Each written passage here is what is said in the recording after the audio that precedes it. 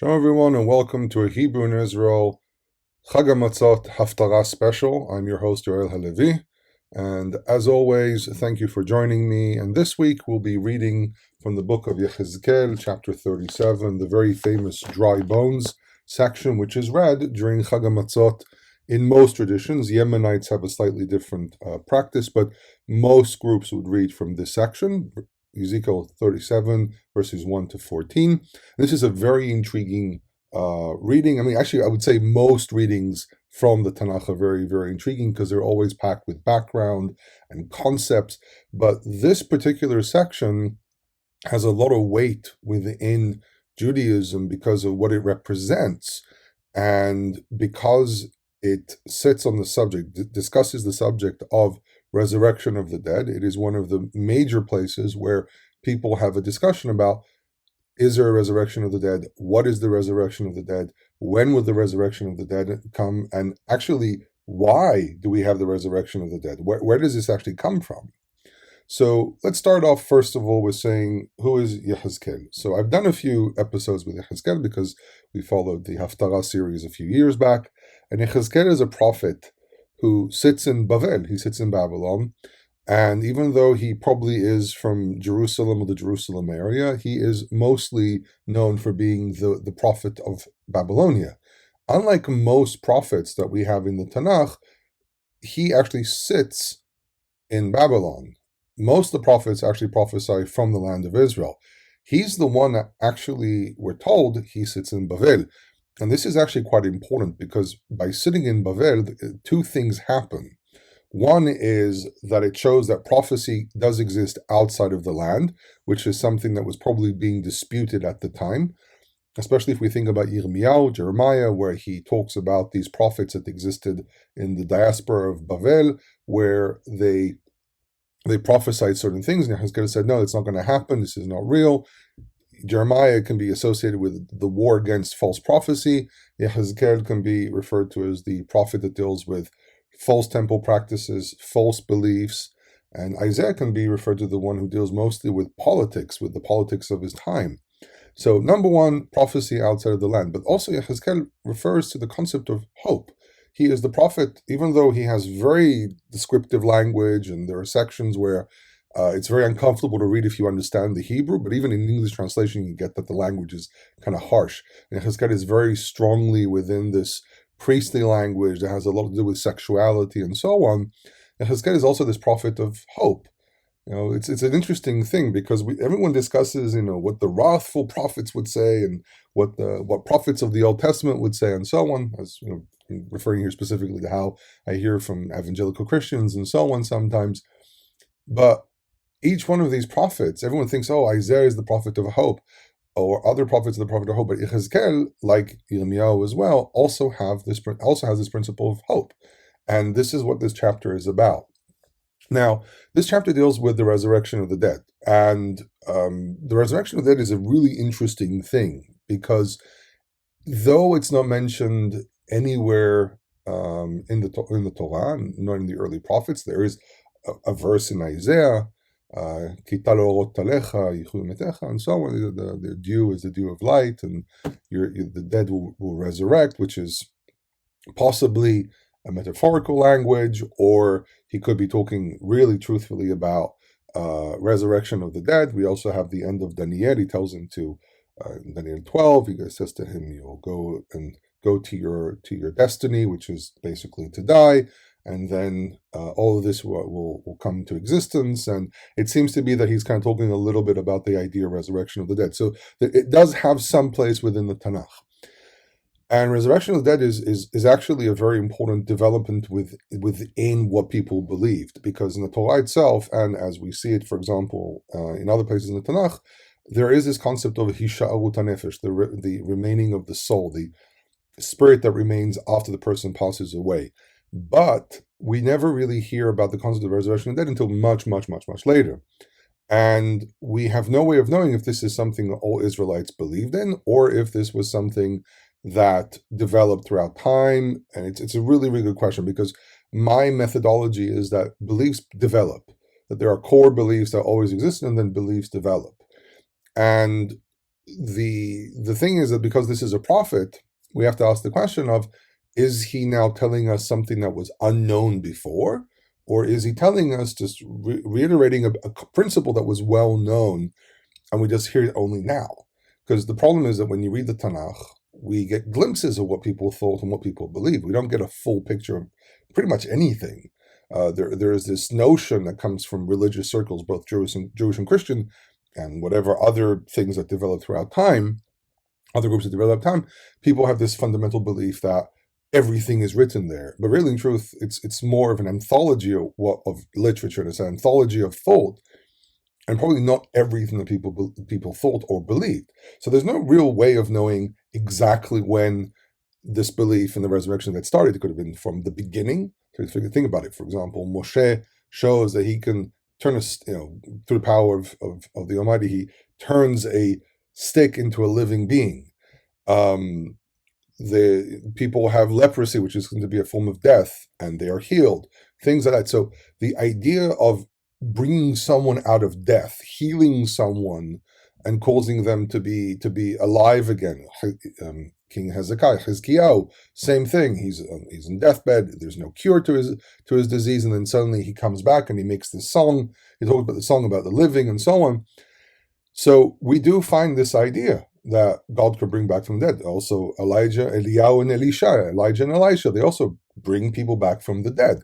So I want to say that what Ezekiel represents here is probably not a new belief. That this was something that people believed very, very early on. It was fundamental because the idea of life and death, Elohim can control life and death, and he's not limited into this our black and white situation of either he's alive or a person's either alive or dead. For him is life and death. Okay, so I can switch these situations, and we see it happening with some of the most classic prophets, with the most classic stories that we have. Therefore, I want to argue that Ezekiel is playing off a theme that was well known amongst the Israelites, and we just get a really, really good depiction here of this, that resurrection of the dead is not only with a person who just died, as happens with Eliyahu and Elisha, but also with people who could be dead for a very, very long time. That's hence the dry bones in this chapter. Now, but it's a little bit beyond this, because what this imagery really represents, and there's another side to this, and we'll get to it in a moment, but what this imagery represents is no matter what your situation is, no matter how dry the bones are, and I think this is pretty evident from the text. I don't think I'm saying anything that people haven't thought of, but the idea of of existing in such a situation where you are dry bones, you can take this on a national level, you can take this on a personal level. There's nothing limiting God from stepping in and bringing the person back. This is something that is a theme within the Bible over and over and over again. Adam and Eve, even though they're sent away from the garden, they still have the ability to bring life into this world by having children. So even though we are cursed with death, we continue living through our children. I remember my father and remember my grandfather who passed away years ago, almost 30 years ago. And I remember my great-grandfather, and I have their pictures, and I remember their names, and we have genealogies, and we go back as far as we can. So even if someone dies, they continue to exist through their descendants. This is why dying without children is considered to be one of the worst things ever. Even to some people understand that's the concept of karet, that it's to be cut off from existence by not having children or not having descendants after you. And we find Avraham and Sarah, they're old, they can't have children. And then suddenly they're brought back, their ability to have children is brought back to life. Being in Egypt, enslaved, being in the diaspora, this is what Ezekiel is talking about, the prophet of the diaspora. It's all about hope. It's all about the ability to come back into life. And death can also be while a person's alive. King Uzziah, Azariah, depends which version you take. In Syrian inscriptions of taxes from the period of the second half of the 8th century, there's actually a King Azariah there. I wrote a paper years ago. Actually, I published it onto academia.edu, and it's called Kniato Shel Ahaz. It's in Hebrew, but it's basically I deal there with reconstructing the history of 2 Kings chapter 16. Sorry, chapter 17, and no, sorry, chapter 16, where there's a whole discussion about King Ahaz, and one of the things I had to figure out was who are the people in play in the Assyrian world, and there's a mentioning of king or a person called Azariahu. Now, some people think it's an Aramaic king, but Mordechai Kogan basically said no. This is the spelling here is specifically Western Semitic from our region. It doesn't fit the Aramaic, so this has to be King Azariahu. And there's a whole reconstruction that I did, but basically King Azariah is considered to be a living corpse because he's cursed with leprosy. So he basically lives in what's called Beit HaChofshit, which the house of kind of freedom, but it could also be Beit Chipushit or HaChipushit. There could be maybe a different reading there. So it was the house of the scarab, but whatever the case may be, in the Masoretic text it says Beit HaChofshit, which is understood to being the graveyard. He lived in a house near the graveyard because he wasn't allowed to be within the city walls because of his leprosy, but he was still king.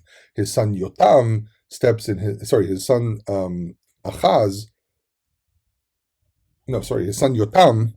Chronology is a bit of a tricky thing. His son Yotam steps in, and this is why there's a bit of one of the reasons where we have this problem with chronology in the Book of Kings, who reigned when and so on, because there was co-regency with Azariahu or Uziyahu and Yotam his son, but he lives as a leper, as a living corpse, basically, without showing disrespect to the ancient kings of Judea. And he basically, this is a situation when a person is healed from this, it's as if they've come back from the dead. It reminds me of the Ben-Hur movie, Ben-Hur. I remember seeing it when I was a kid. It was one of my favorite movies growing up. Charlton Heston. I was less inclined for the Ten Commandments. The last hour, great. So the last hour was very, very interesting, but it's a very, very long movie. Ben-Hur, I don't know, I liked it more. It was one of my more favorite ones. And there's the famous scene there, though it's a very Christological scene. There's the scene there where Yehuda ben Chol returns, and he discovers that his sister and his mother have leprosy, and they're sent into this leper colony, which was people used to lower food there and so on. And there's a crucifixion scene there, obviously, because they're trying to set this up during this period. And during the crucifixion, people are healed. And the whole idea there, why would you make a scene like this? And it won't surprise me. There were a lot of Jews involved in Hollywood. There's still a lot of Jews involved in Hollywood, for better or worse. And it's possible that someone basically said, well, let's do a scene here where the sister and the mother are healed from leprosy. It's like being brought back from the dead. There's a very healing, back from the dead type of vibe within that scene. And I wouldn't be surprised if there's this understanding there that this is where it comes from. Also, leprosy in overall was a horrible disease. People were considered to be walking corpses. They had the king of Jerusalem during the Crusade kingdom, the Crusaders' kingdom in Jerusalem, and he was basically a walking corpse as well, but he was still king. And but leprosy, I mean, again, what exactly leprosy is in biblical times in the Hebrew Bible is a really good question. But in any case, there's this concept here of bringing people back from the dead. Now, so Ezekiel is a Kohen, so it makes a lot of sense that he deals with life and death. Kohanim were the ones who dealt with leprosy and purifying people from the dead and examining impurities and so on, and removing people from society and bringing them back into society and so on. So Ezekiel is a really, really good person for this. Now, Ezekiel is involved with his community. He's different than Yirmiyahu because Yirmiyahu, he is ostracized. He's kind of pushed out of his community. He's basically the enemy in the eyes of everyone. So he's not really a good character to be used for someone who brings people back into the fold of Israel. So Yechezkel is a Kohen. Yirmiyahu was also a Kohen, but Yechezkel is a Kohen here. He's involved in his community. He talks to everyone. People have discussions about his opinions. The elders come to sit in front of him and so on. So Yechezkel is really the all-rounded type of character for for this type of discussion about resurrecting the dead, bringing them back. And this brings me to the other point, which is what I said earlier. I said there's another section here, and that is, did this actually really happen? And the dispute over did this really happen or not is extremely old. So when you read this, you can say, well, Ezekiel is just seeing a prophecy. The same question of, did he really travel to Jerusalem in the beginning of the book, the first couple chapters of the book? Chapter 1, chapter 2, or chapter 10? Is he really traveling to Jerusalem, or also at the end of the book, chapter 40? Is he really traveling to Jerusalem? Is Jerusalem was what's described in chapter 40 and to 48? That's an interesting question that I've been thinking about for quite a while now. It's interesting. As I remember, it doesn't mention Jerusalem at any stage, which is really, really intriguing. And so Yechezkel is this person who's sitting in diaspora. He probably was born in the land of Israel. He was probably exiled, and there is this discussion in rabbinic sources about he had to be born in the land of Israel, so to be sanctified, to be able to be a prophet. So there's this position in these sources that there's no such thing as a person who can be a prophet if they're a prophet of the God of Israel if they're born outside the land of Israel. It's an interesting idea. I don't know if this is fact, but it is true that pretty much all the prophets, at least within the Hebrew Bible, were people who were born within the land of Israel, except for Moshe, obviously Moshe, Yehoshua. These are people who were born in Egypt, Miriam as well, Aharon. But from the moment they enter the land of Israel in times of Joshua, then prophecy is bound to the land of Israel.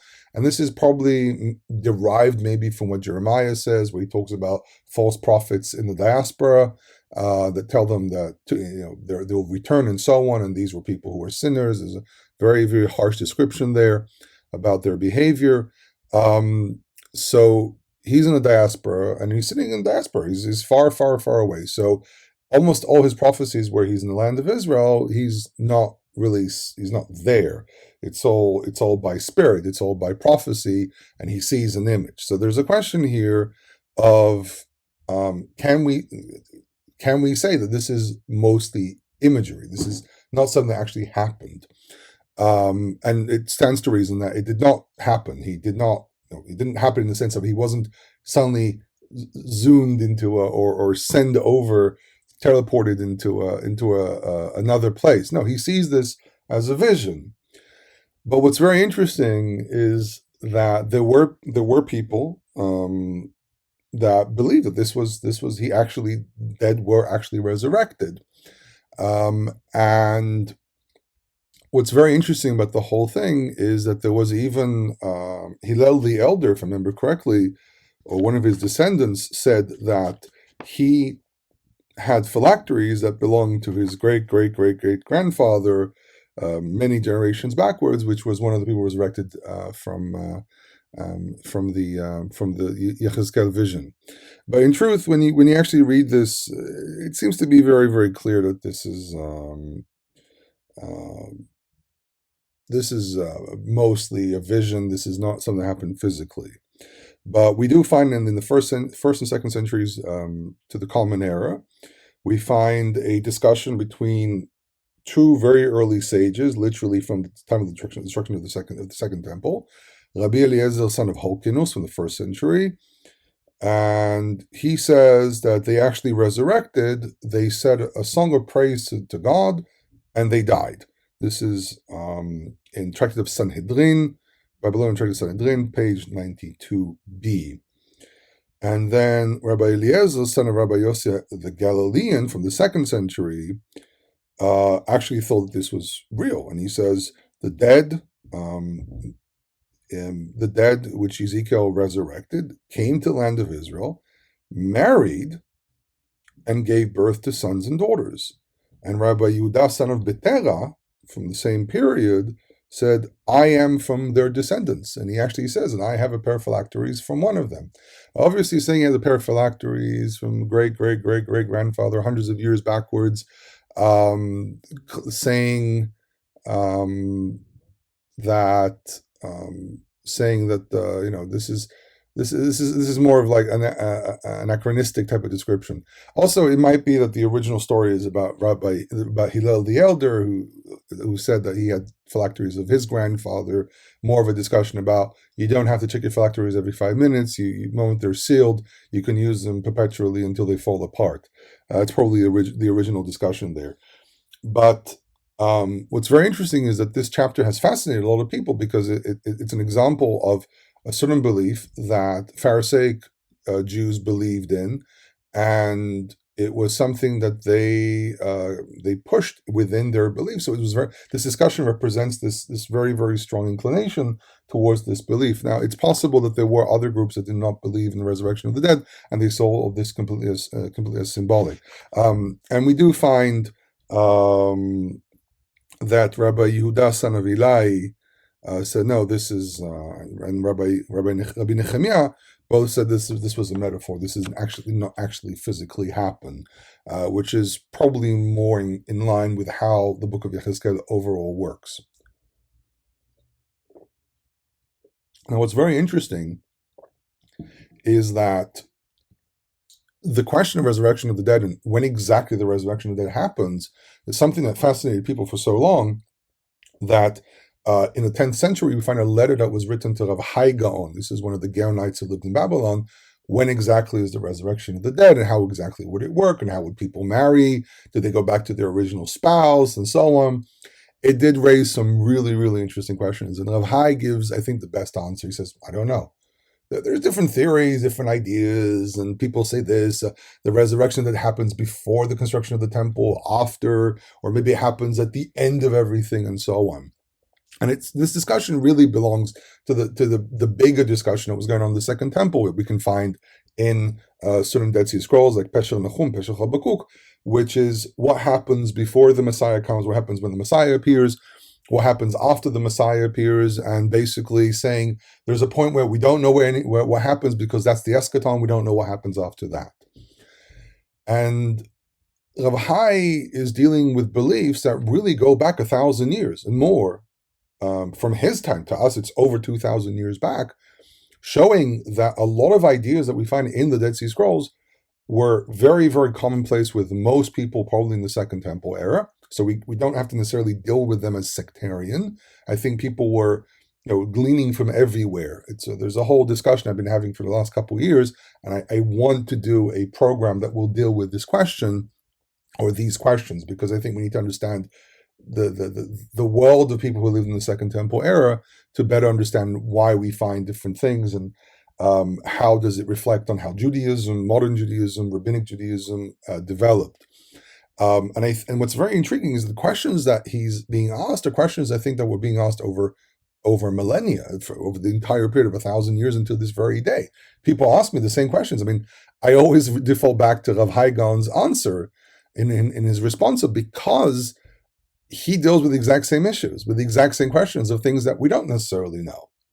So resurrection of the dead, a fascinating subject. It's also something that helps resolve questions of like if someone was righteous and they died, and but then they suffered in their lives and so on. How did they get rewarded? So it happens afterwards. And at the same time, by the way, we also start hearing more about the concept of heaven and hell as a type of answer as well to what happens to people who die, but they were righteous, but they suffered in life. I did do a program over a decade ago called Hell, Hades, and Hasatan, or Heaven and Hell. It depends which version you look at. And in that one, I actually discussed the origins of the belief in heaven and hell. If I remember correctly, actually, after I came out with that it was one of really early podcasts that I did. After I came out with that, I started seeing more teachings very similar to what I did pop up. So it was really, really cool to see that. It's possible some of them came before mine, and I think maybe that's why we did that program. But I noticed that after I did my program, a whole bunch of others showed up, which was beautiful to see because it brings the discussion to life. Okay, so after this lengthy introduction, which is how I always work anyhow, we can dive into the text itself.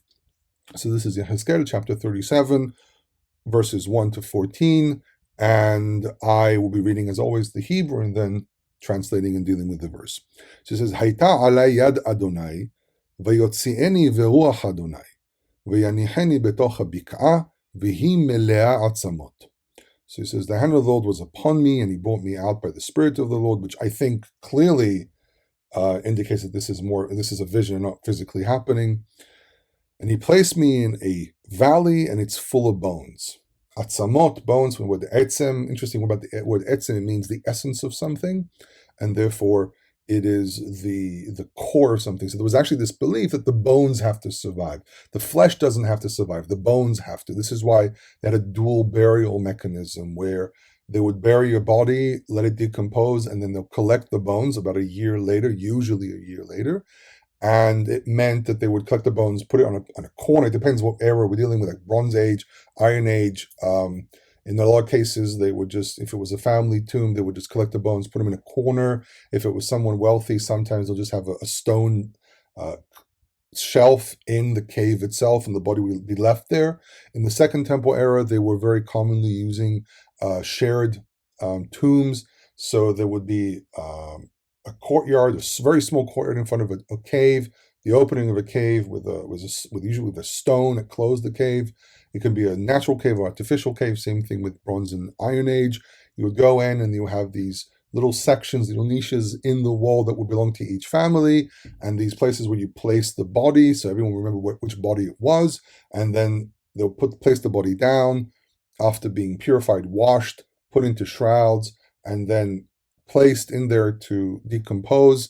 And then a year later, they would go in, collect the bones when they're drying out, put them in an ossuary, and sometimes write the name of the person on the ossuary to make sure that they remember who's whom. Usually longer bones were underneath, smaller bones, and then the skull on top, and there'll be a lid. And many of these types of ossuaries have been discovered.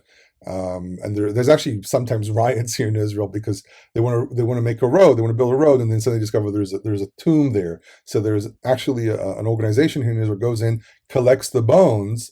Archaeologists take pictures of the tomb if there's any important information, and then the bones are reburied. So there's still to this very day, anytime they find a tomb, or at least they try. I've heard rumors that they don't always do this because the contractor doesn't want to deal with it. But they actually are supposed to report every time they find a tomb like this. So in Jerusalem, there was a whole story because there were several graveyards where they built roads. And but this organization, what they do is they collect the bones and they rebury them. So it's to this very day it's very important for Jewish people to make sure someone's properly buried, their body's not left to the elements. And I even know a story. There was a bone discovered in the old city of Jerusalem by a friend of mine, and they got it out of the old city, and they called someone from this organization. They said, okay, we'll just take it. We don't know if it's Jewish or not Jewish, but we'll rebury it anyhow. And he goes and he sees this vision. He sees this valley. It's completely full of bones, and the imagery of a valley, probably because of the concept of Bavel. Bavel is ancient Babylon was the place where all the languages were mixed, but they find, as it says, they find a valley and they build a tower within the valley. So describing the bones within a valley is not just because you can put a lot of bones into a valley versus a flat area, but also because it's symbolic of Bavel itself. It's supposed to be the place where the valleys are. And it says, "V'ha'avirani alehem saviv saviv, v'hine rabot me'od al pnei habik'a, v'hine yeveshot me'od." So he passed me upon them all round, and behold, there were many of them upon the surface or the face of the valley, and they're very dry. So this is the diaspora. He's mostly describing the concept of the diaspora here. He sees the entire diaspora. He sees that they're scattered all over Bavel, even though we know that there were like particular places where they lived, but these were areas that were kind of distant from one another. One of the most important ones is Tel El Yahud or Tel Yahudu, which we have inscriptions there with names and so on. Very, very interesting information about this community. We have names, we have what they did, their positions sometimes in minor positions in government and so on. And they're very, very dry. Why very dry? Well, first of all, they've been there for a while. But I think the very dryness is also symbolic of the religious state. One of the things that we learn about from this Tel Yahudu or Tel Yahud inscriptions is that there were many of them by 2-3 generations down the road. They started using Babylonian names instead of using Judean names, or what we refer to as Yahwistic names. And by doing so, they are dried out. They are no longer within what you would say the scope of being an Israelite. So they are dry. Vayomer Elai, verse 3. Vayomer Elai ben Adam, hatihyeena atzamot ha'ele, va'amar Adonai Elohim ata yada'ata. And he said to me, Son of man. What does the term Son of Man mean? Really, really good question. It also appears in the Dead Sea Scrolls, and also in references in the New Testament. And it's here, it's unclear. In the Dead Sea Scrolls, it's unclear. In the New Testament, it seems to be that this is some kind of a differentiation between John or Yohanan and Yeshua, and so it seems to be this is more about the contrast between the two characters. But in Ezekiel, it may have to do with the fact that he saw the chariot, so he's referred to as Son of Man, to remind him, this is what at least the rabbinic literature says, to remind him that he's just a human being. In the Dead Sea Scrolls is the biggest one. We don't know how it's used. And it's used in different locations for different things. And there are even people who said, oh, this is a Christological reference. But we have to remember that when the New Testament uses certain terms, it's because they're borrowed from the overall Jewish world. So it's not that the New Testament invented the term, it's the New Testament using an pre-existing term and then using it for whatever it needs it for. And so it asks him a rhetorical question, because it's there's this concept within biblical studies where if God asks a question, usually the question is this a conversation starter? It's not really that God is asking him, can I resurrect these dead? Or is this going to happen? And Ezekiel knows that this is what is being asked. And Ezekiel answers, Lord God, you know. Atayadata, you know what's going to happen. Okay, yadata, even though it's an imperfect, it's more about present tense, you know. And the usage of Adonai Elohim, it's actually written Adonai Yud Hei Vav Hei, and I've explained this before. It was probably read originally Adonai Yud Hei Vav Hei, but because people stopped using the Tetragrammaton, then it gets the vowel points of Elohim. I've proposed that originally it was written Adoni, my Lord, Yud Hei Vav Hei. And I even suggested that the usage of Adon is a response to the Assyrian and Babylonian method, where they would refer to their god as Bel Ashur or Bel Morduk. They would use the concept Bel is Baal, which means Lord, the Lord Ashur, the Lord Morduk, and it's a response to that belief. So Israel responded by saying the Lord Yud Hei Vav Hei, to say He is the Lord above all the other all beliefs. Verse 4: Vayomer Elai hinave al ha'atzamot ha'ele va'amarta alehem ha'atzamot ha'yeveshot shim'u devar Adonai. And he said to me, prophesy upon these bones and say to them, these dry bones, hear the word of the Lord. So this is actually the beginning of the prophecy itself. This is what Ezekiel needs to repeat. And he says to them, verse 5, Ko amar Adonai Elohim la'atzamot ha'ele, hine ani mevi vachem ruach v'chiyitem. Thus says the Lord God to these bones, I bring upon you the wind or spirit, and you will live. Ruach here is probably a reference to Vayapach be'apav ruach nishmat hayim. I think that's the verse, where it says, and he blew into his nostrils a breath of life. So the ruach here is not just the spirit. This is actually a reenactment of creation, bringing back things to life, bringing things which do not have life in them into existence. Now, but on the other hand, this is different than creation of man, because man is made of clay. Here, the bones already exist. So what has to be done? Bring back the flesh and so on. ונתתי עליכם גידים והעליתי עליכם בשר וקרמתי עליכם עור ונתתי בכם רוח וחייתם וידעתם כי אני אדוני. And I will place upon you sinew, and I will bring upon you flesh, and I will produce karam, is to like making a shell of some sort. It's like making, like, when you boil milk and then there's this layer on top. And I will produce upon you skin, and I'll place within you spirit, and you will live, and you will know that I am the Lord. Knowing that I am the Lord is very telling that this is actually to the people of Israel, telling them, you will know that when I will bring you back to the land, when I will resurrect Israel as a nation, you will know I am the Lord. Verse 7, V'nibeti kasher tzuveti, v'hi kol ki nave'i, v'nerash v'tikrevu atzamot etzem el atzmo. So in prophecy, usually, or in commandments, usually there's the command and then the actual action. So Ezekiel says, I did what I was told, and I prophesied as I was commanded, and there was a sound, a noise. This is actually a word for an earthquake. It was a sound, there was a rumbling as I prophesied. Why rumbling? Why so much noise? Because when Israel will be brought back, it will cause a rumble in the world. Everyone will feel it, everyone will see it. And behold, there was a rash. Rash is the classic word in biblical Hebrew for earthquake. And the bones drew one to each other, but each one to its correct place, not some jumble, some mixed up. No, every bone, every person came to their right place. Verse 8, V'ra'iti v'nei alehem gidim uvasar ala, v'ikram alehem or milma'ala, v'ruachen bahem. And I saw, and behold, there was sinew upon them, and flesh came upon them, and skin produced from above, and there is no spirit within them. So there's two stages to this resurrection. First of all, the body, and then the spirit. I would say, in more Zionistic way of thinking, because these verses are used a lot in writings of Rav Kook and people, the rabbi who was David Kohen, who was a Nazarite, and so on. They talked a lot about these verses because they were trying to say that the resurrection of Israel as a nation will start off first of all with the body, meaning the Zionist movement, which is a secular movement, and then after that the spirit will come into it. And to tell the truth, this is probably what Ezekiel is saying, because we see this again during times of Cyrus. First of all, declaration, you return. So they come back, and there's difficulty with religion, there's difficulty with practice, and so on. But the physical part is being worked on, and then slowly, the more and more people from the spiritual side developed and grew within the Judean society.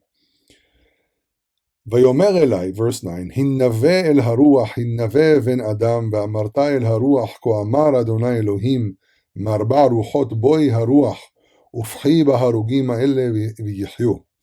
And he said to me, prophesy to the wind, prophesy, son of man. So there's a duplication here. Naveh la ruach, hinaveh ben adam. There's like, prophesy to the wind. Who is to prophesy? You, son of man. And say to the wind, thus says the Lord God, from the four winds come the wind, and revive, blow within the dead, within these dead, and live. So there's a wind that comes in, but the wind is also symbolic of the Spirit of God, it seems to be, that brings life into things.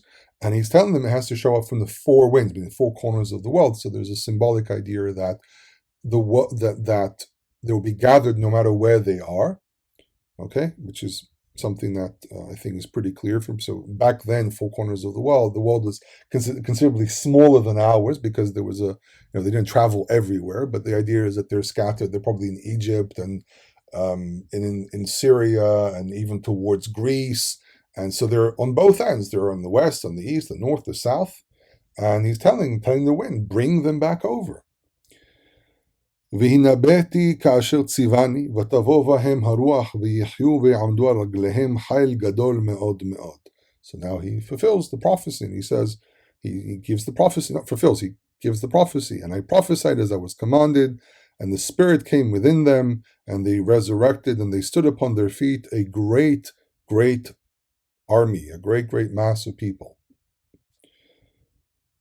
ויאמר אלי, verse 11, he said to me, Ben Adam, העצמות האלה כל בית ישראל המה.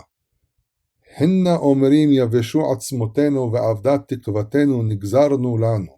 So now we're actually seeing the explanation of the metaphor, because this is something quite stereotypical of Ezekiel. He gives a metaphor, an imagery, and then he clarifies the imagery, because earlier on he complains that they say, Halom memshal meshalim ani. So they say about me that I am a person who just says riddles and proverbs and so on. There's no actual prophecy here. So every time he says an imagery, then he explains the imagery. And he says to him, and he said to me, Son of man, these bones are the house of Israel. And behold, they say, our bones are completely dry, our hope is lost, we are cut off, which means we are dead. There's no hope to us. We're never coming back to our homeland. We're never going to survive. We're just lose all hope. And he says to them, no. Even in a situation like that, when you are in the depth of a valley within the pit and you're dead and your bones are dry and there's almost nothing left of you, even from that situation, he'll bring us back. And even for a private person, for whatever situation you're in, if there is always hope. I can't guarantee hope that things will always happen, but you should never lose hope. Verse 12, Lachen hinnaveh. So he's responding to this claim. Jeremiah does the same thing. And also we have early in Ezekiel, the fathers eat sour fruit, the teeth of the sons are harshed. So Ezekiel says, no, everything is the opposite of what you think. Lachen hinnaveh ve'amarta alehem, ko amar Adonai Elohim, hine ani fotach et kivrotechem, ve'eleti etchem mikivrotechem ami, Therefore prophesy and say to them, thus says the Lord God, behold, I open your tombs, and I will resurrect you from your tombs, my people, and I will bring you to the land of Israel, to the soil of Israel. Now, the soil of Israel, this probably led to this statement, Adonai Israel, is probably what led to a practice that existed this very day of people wanting to be buried in the land of Israel. Or come to the land of Israel to die. So this is probably one of the reasons this happens. People based it on this prophet. But he says to them, I will open your tombs. You can be completely dead, completely dry. I will still bring you back. That's the message being said here. This practice, by the way, of burying people in the land of Israel and so on, we have references to this already in the 2nd century to the Common Era, because people said, I'll just live in the diaspora and then I'll come back. I'll come to the land of Israel to be buried. Same thing with, unfortunately, a lot of American Jews. They do the exact same thing. They come here to retire or so on, and as a native born to the state of Israel, we sometimes are a little bit angry over this. Not completely, but a little bit, that say, oh yeah, now I'm Israeli. It's like, yeah, but you didn't go through any things that we had to go through, like wars. I was born just after a war here in Israel. I went through the Gulf War when we were bombarded. Our house shook every night during that period. I've lived through basically 3 intifadas. I was in the IDF. I was almost killed several times. I've helped build houses in Judea and Samaria. I've risked my life to protect this land and so on. And then some people show up, but it's not out of anger. It's just a bit of a funny thing. There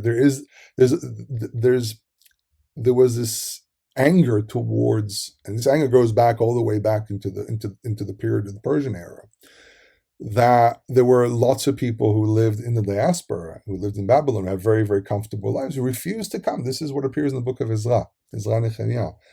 They refused to return to the land of Israel, and they preferred to live their Christian lives. And then suddenly, when things started flourishing here, they came back. Oh, yeah, we want to be part of this. And I spoke to my father about this, that my father grew up in England, born in 1950.